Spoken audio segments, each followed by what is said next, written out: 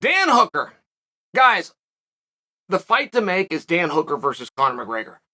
And if that fight got made, and I realize you guys don't hate that fight right now. I just realized that, Chael, that fight got made, okay? You would be so grateful. You would come back to me. You would say, Chael, you called it. That was 2 months of fun. That fight was amazing. Hooker versus McGregor. That is the fight to make. Now, set that aside. I'm actually not here to talk about that at all. I'm here to tell Dan Hooker's fun, and then he's also funny, and then he's also smart. Now, Hooker just did an interview. He called out Tony Ferguson. After he calls out Tony Ferguson, he does another interview where that interviewer is asking him about the interview that he did where he called out Tony Ferguson. Why'd you call out Tony? Dan tells the truth. So we're in the same spots in our career. You know, I learned something about myself. I really like picking fights. My coaches don't necessarily like it. I really enjoy going to the internet, picking a fight. And they go, we said you're going to break his face. Why'd you say that? And he goes, because that's how you pick a fight. Now his honor is on the line. He either steps forward or I've challenged his entire honor. I mean, it was just one of these funny things. Somebody challenged Dan Hooker. I can't remember who it was, but I think it was like Michael Johnson. He goes, well, hey, I'll meet you in the middle. I'll see you in Abu Dhabi. And Dan's response was, do people in America not take geography lessons? Abu Dhabi is not in the middle of New Zealand and America. It's further. So as soon as he said that, I quit listening to him. This is just what he said. That's funny. That is funny and entertaining stuff.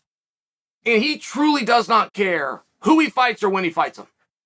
I mean, he's done this gimmick down at 45. He's gone up to 55. He's taken on top guys. I still remember his fight with Dustin Poirier, which was as close and as good of a fight that's ever taken place. And I do mean ever has taken place. A lot of people thought he won, including a judge. But I'm just sharing with you, if you want to know how good Hooker is, Poirier is number 5 guy. I apologize. Poirier was just the champion of the world. Hooker was the number 5 guy in the world. Hooker is in the absolute elite echelons. He fights as dangerous as you can fight. He's going to fall down at times. There's nothing you can do about that. He is as stubborn as Cody Garbrandt. You can't get him to not want to go and do that. He would rather be shut off just to have the opportunity to shut you off, right? It's just one of these guys. Hooker versus McGregor. I don't want you guys to look away from that. Now, Hooker was also talking about Islam. I shared with you guys the other day, right? For my 2 loyal listeners here. One thing that gets me, Chael the fan, is when there's a fight and I think I know how it's going to go, and the boys from the locker room start speaking up. The boys in the very same division who study these 2 competitors every single day and think about them come to a conclusion adverse to mine. That makes me listen. And Hooker, who has the right to an opinion, who was ranked number 5 in the weight class, is saying, I'm a little surprised that Islam's getting the opportunity to fight Ferguson for a belt right now. He went further. He said Islam is coming off of back-to-back, stylistic, very good matchups on short notice. That's interesting. It's interesting because it's true. When Islam fought Bobby Green and we all got really excited for it, there is a truth that was on short notice. Islam's opponent after that, of which I cannot recall, was on short notice. And Dan has been in there with Islam. It was just an interesting opinion. He didn't even pick Tony, or I apologize, Charles. He didn't say Islam couldn't win. He just made an observation. Now, guys, is he right? Like, if Islam was named anything other than Islam Makhachev, would he be getting the shot? If Islam did not have the blessing as the heir apparent to the throne by King Khabib, would he be getting the shot? I think so. I do think so. He's like 15-1, and I don't believe that one was even within the UFC. And I've had people correct. I know I go back and forth on this. I just can't remember off the top of my head. Damn near perfect.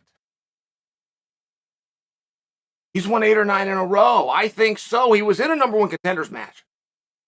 I can't co-sign the idea that this is ridiculous. When you have a guy who is 15-1, who is the heir apparent to the king, he's going to get special for sure. But when you dismiss him as though this is home cooking, guys, he was in. It was signed. It was done. And nobody pushed back. A #1 contenders match with Dariush. Dariush didn't show up. Islam's last man standing makes him #1 contender. I'm just reminding you of that. Just reminding in case you think this is real home cooking and this isn't right and this isn't the right guy. Well, you didn't complain it was the #1 contenders match, which is the next closest thing. Shevchenko also waited on this, said she could not believe Charles Oliveira was the underdog. She does not see that. She went down to break down the fight ever so slightly. But that's still powerful to me. I think I know what I'm looking at.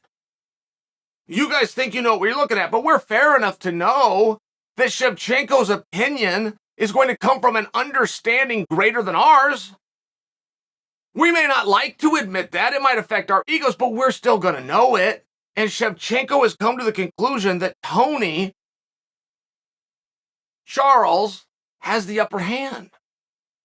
Interesting. Charles is for sure more dynamic. No question. But dynamic has always been believed, and even falsely believed, to be the more important, to be the well-rounded fighter. There was an era of that. It came right after Marco Huas. It spun over to Don Fry. Don was a college wrestler, but he did knocking people out with his hands.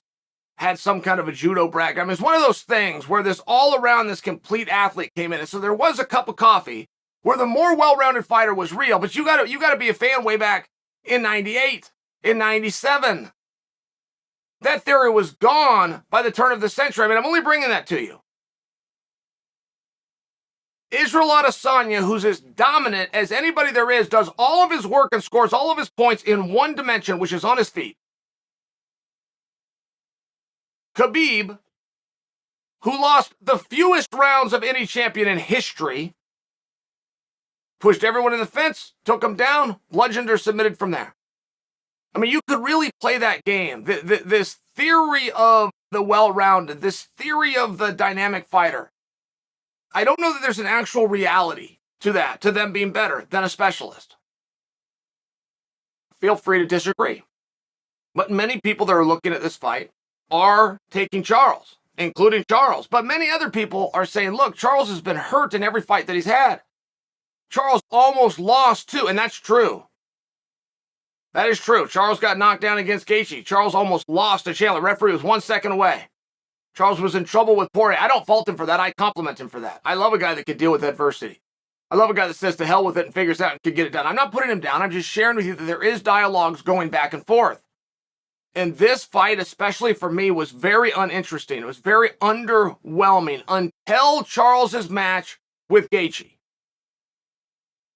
Now all of a sudden that changes, but my anticipation that's growing for this fight, not to mention my prediction of who's going to win. I have from Jump Street believed Islam will take him down and keep him there for 25 straight minutes. Other people who have the right to an opinion are seeing something different. And before you know it, and as the conversation continues to grow, it has become one of the most interesting and sought-after matches of 2022.